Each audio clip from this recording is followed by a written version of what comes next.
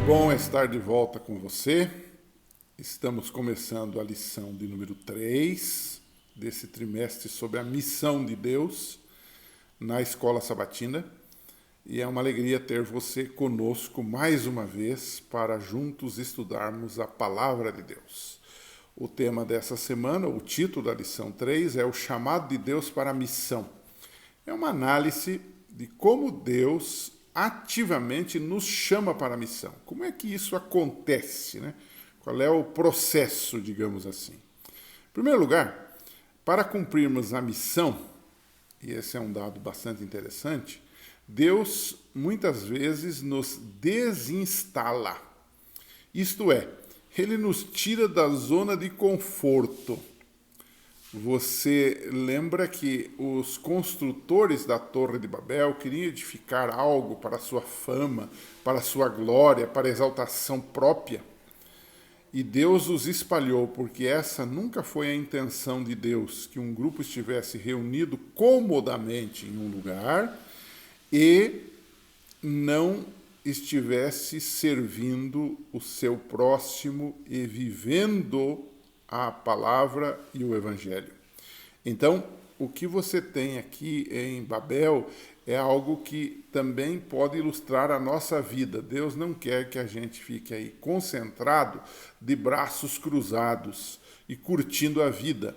Ele não permite que os homens celebrem o próprio nome, né? Se você tomar, por exemplo, a igreja primitiva, o mesmo fenômeno acontece.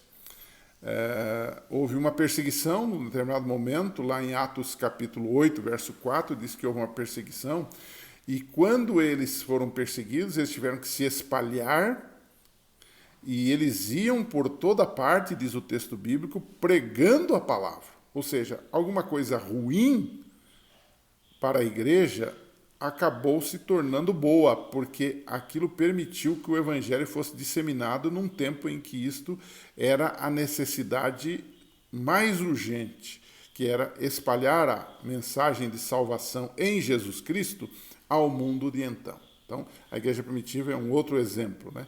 Você toma, por exemplo, Atos capítulo 10, o apóstolo Pedro, né, que tinha um preconceito contra os gentios, contra aqueles que não eram judeus, e eles tinham dificuldade para entender que o evangelho precisava ser para todos, não apenas para os judeus. Começaria com os judeus, até para não despertar, digamos assim, preconceito, mas deveria ir para todas as outras nações, para outras pessoas. E naquele episódio de Pedro com Cornélio, que era um gentio, naquele episódio lá do lençol dos animais imundos, Deus mostrou a Pedro que ele precisava sair do seu conforto. Ele estava lá muito tranquilo, numa casa, estava se dedicando à oração, é verdade, mas Deus disse, você precisa sair daqui e vai visitar Cornélio. E ele fez todo aquele trabalho, aquele aparato para que Pedro se desinstalasse e fosse pregar o evangelho. Então, esse é o plano de Deus, né?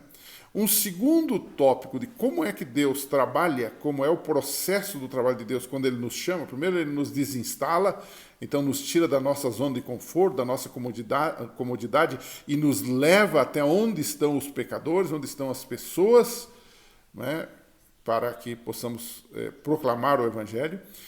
Em segundo lugar, você pode dizer o seguinte, para cumprirmos a missão, Ele, Deus, alarga ou amplia a nossa influência. Então você toma, por exemplo, Abraão, caso típico é Abraão. Ele estava em Ur dos Caldeus, confortavelmente, uma cidade boa para os padrões da época, uma cidade cômoda, uma cidade com conforto, com, entre aspas, com qualidade de vida, usando termos bem atuais. Mas Deus diz, olha, sai da tua casa, da tua parentela e vai para uma terra que eu te mostrarei. E ali você vai, em outras palavras, testemunhar de mim, anunciar a minha mensagem, anunciar a minha salvação através da sua vida. E Deus disse, olha, você vai sair daí, vai ser uma bênção para as nações.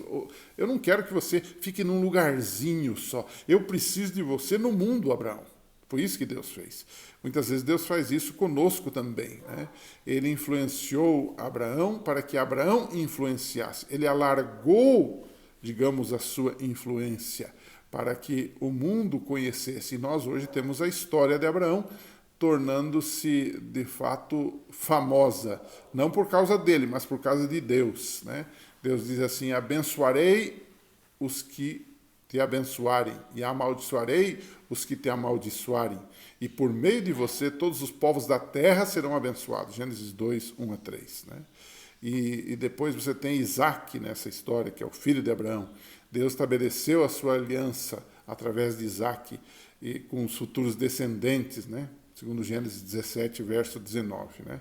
Então, você tem aqui uma realidade muito importante. E aqui tem um detalhe, né? Apesar de tudo, apesar da nossa fragilidade, muitas vezes, Deus assim mesmo pode nos usar, né? Abraão era o pai da fé, e nessa sua caminhada missionária, podemos assim dizer, ele, num determinado momento, deu uma fraquejada. Ele mentiu, por exemplo, diante do rei do Egito, né?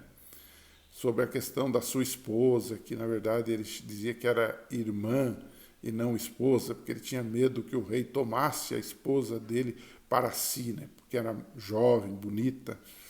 No entanto, a gente entende aqui que missionários também não são impecáveis, mas quando eles se colocam nas mãos de Deus, Deus pode usá-los, né?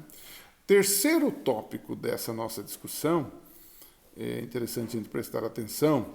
Para cumprirmos a missão, Deus também dá um itinerário. Qual é esse itinerário? Na semana passada nós já estudamos um pouco sobre isso, sobre esse itinerário, né? Jerusalém, Judéia, Samaria e confins da terra, né? O que é Jerusalém? Jerusalém é o lugar onde residimos, é a nossa vizinhança, é a nossa rua, talvez seja o nosso bairro.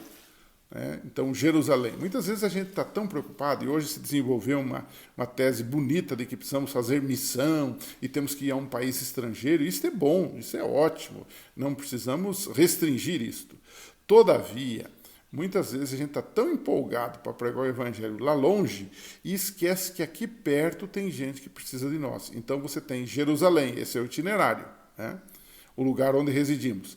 Depois você tem Judéia, Samaria e confins da terra. Significa o quê? Que nós devemos atravessar fronteiras culturais para pregar o evangelho. E fronteiras geográficas também.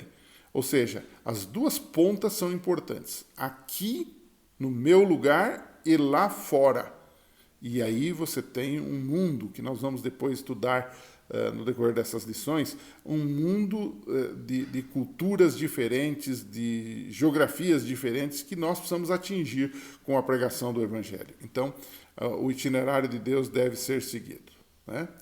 Vamos concluir a lição dessa semana com a tradicional pergunta para reflexão. Abraão falhou diante do faraó, mentindo e dizendo que Sara era sua irmã. Você lembra disso? Nós já citamos isso na lição dessa semana. O que isso nos ensina? Será que Deus pode usar em sua missão alguém que errou? Alguém que pecou? Bom, se ele não pudesse usar, nenhum de nós poderia ser utilizado na missão, porque todos somos pecadores. É verdade que o testemunho é muito importante. Agora, não podemos restringir a ação de Deus na nossa vida, mesmo sendo pecadores. Isso não quer dizer que eu devo usar isso como uma desculpa para o pecado. Não, não absolutamente. Para uma desculpa para não buscar a santificação. Também não. Mas o Abraão, mesmo errando, Deus o usou. É que às vezes, eu conheço pessoas assim, que eles dizem: pastor, eu preciso preparar a minha vida para depois sair aí dando estudos bíblicos, para depois sair aí fazendo classes bíblicas, para depois sair fazendo uma Semana Santa, um evangelismo. Primeiro eu tenho que preparar a minha vida. Toma cuidado com isso, porque isso pode ser apenas uma mera desculpa. Eu preciso pregar o evangelho, testemunhar, mesmo sendo pecador. E, aliás, isso vai me ajudar como um remédio para que a minha vida espiritual melhore. Há 3 remédios infalíveis nesse caso, né? Estudo da Bíblia, oração e trabalho missionário. São coisas fundamentais nesse nosso processo de preparação para o céu. Portanto, pense nisso, discuta um pouquinho com seus alunos. Sempre há aqueles que têm essa desculpa: eu não vou porque eu ainda não estou preparado espiritualmente e tal. E a pergunta é, quando você vai estar? Deus e o Espírito Santo estão à sua disposição hoje, agora, para isso. Que Deus abençoe. Até a semana que vem.